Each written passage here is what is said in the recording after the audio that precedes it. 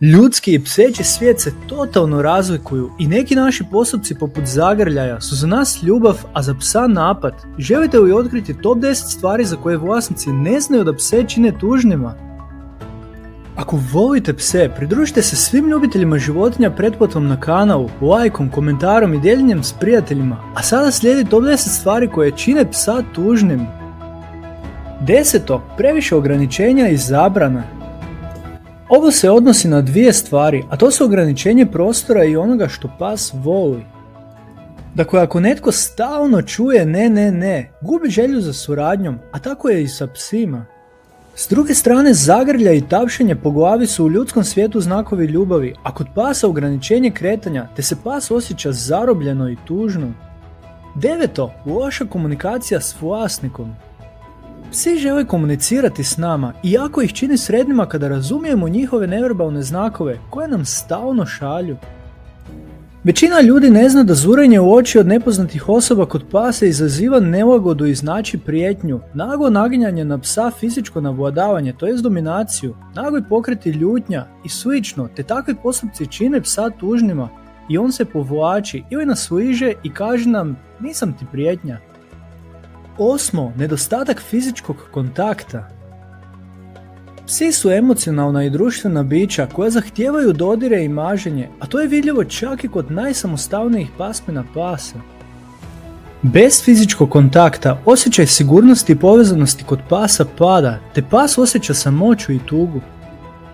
7. Previše negativnih emocija u obitelji. Psi osjećaju naše emocije i one se prenose na njega, tako da svađe, vikanje, nervozna atmosfera itekako se prenosi i utječe na psa. Dodatno, ako je pas izgubio člana obitelji, ljudskog ili životinjskog, to će ga slomiti i ne samo učiniti tužnim, već ostaviti posljedice po njegovo mentalno zdravlje. 6. Promjena rutine i nedostatak pravila.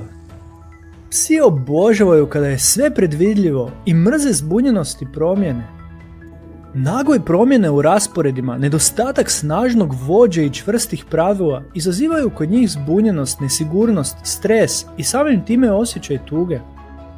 Na 5. mjestu stvari koje psa čine tužnima nalazi se postupci grub ton glasa i kažnjavanje. Iako neki psi, posebno oni koji žive s nama u kući, prepoznaju neke riječi i rečenice, psi generalno ne razumiju govor, ali razumiju što znači promjena u glasu, naši pokreti, izgled lica, tijela i sl. Glasan ton, odnosno vikanje i mahanje stvara kod pasa osjećaj straha, a fizičko kažnjavanje osjećaj nepovjerenja i tjeskobu, te izaziva kod psa povlačenje, a kazne nisu objašnjene ili stižu prekasno, tako da pas nema pojma zašto ga se kažnjava. U svakom slučaju, one su neefikasne i totalno nepotrebne, te neće napraviti ništa dobro. 4. Nedostatak dobrih aktivnosti. Psi su društvena i teritorijalna bića koja vole istraživati, socijalizirati se i koristiti svoj mozak i osjetila. Ako šećete sa psom, pustite ga da se socijalizira sa suprotnim spolom, olabavite malo uzicu da bude slobodniji i pustite ga da pomiriši nove mirise. Također, igre i druženje u obitelji su vrlo važna za pse i bez dobrih aktivnosti pas postaje frustriran i nesretan. Na 3. mjestu liste postupaka koje čine psa tužnim nalazi se nedostatak pohvala. Mi ljudi često se jako iznerviramo kada netko radi nešto loše, ali malo oskudijevamo kada netko radi nešto dobro i treba ga pohvaliti. Bez pozitivnih pohvala psi gube entuzijazam i tužni su, zato pohvalite svog psa češće, podragajte ga i nagradite nekom finom poslasticom kako bi bio sretniji i veseliji. 2. Dosadnog vođu čopora. Najčešće vlasnici rade po cijele dane i dolaze s posla umorni i nezainteresirani, ali znajte da je pas cijeli dan bio u kući, ljenčario i jedva čekao da dođete i da se malo zabave. Dakle, nema odmora, vi ste vođa čopora koji treba dati posao psu, naučiti ga novi trik, igrati se s njim i slično. Bilo koja aktivnost je poželjna da razbijete dosadu, a bez toga pas će poludjeti, biti destruktivan, anksiozan, tužan i nezadovoljan vama. I na 1. mjestu nalazi se samoća. Dugotrajna samoća, posebno u ograničenom prostoru poput sobe ili boksa, je za pse katastrofa i izazvat će snažan osjećaj usamljenosti, tjeskobe i naravno tuge. Psi trebaju svrhu, odnosno zadatak, sakrite im poslastice po kući ako vas nema dugo, a kada dođete provodite vrijeme s njim kako bi se pas osjećao dijelom obitelji i bio sretan s vama kao i vi s njim. Dakle, ponekad čak i iskusni vlasnici pasa ne znaju da ovi postupci čine pse tužnima.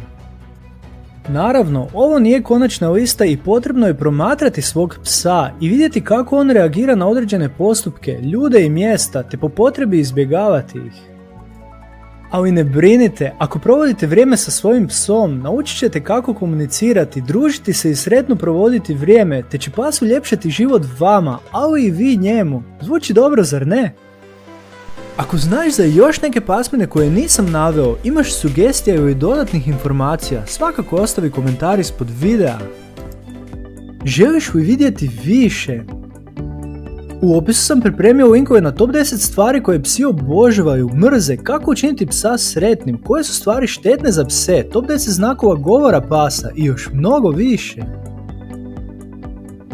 I na kraju, ako ti se video svidio, još jednom te pozivam da lajkaš video, podijeliš ga s drugima i naravno pretplatiš se na kanal svih ljubitelja i ljubiteljica životinja. Sačuvajmo naše kućne ljubimce zdravima i veselima, lijep pozdrav!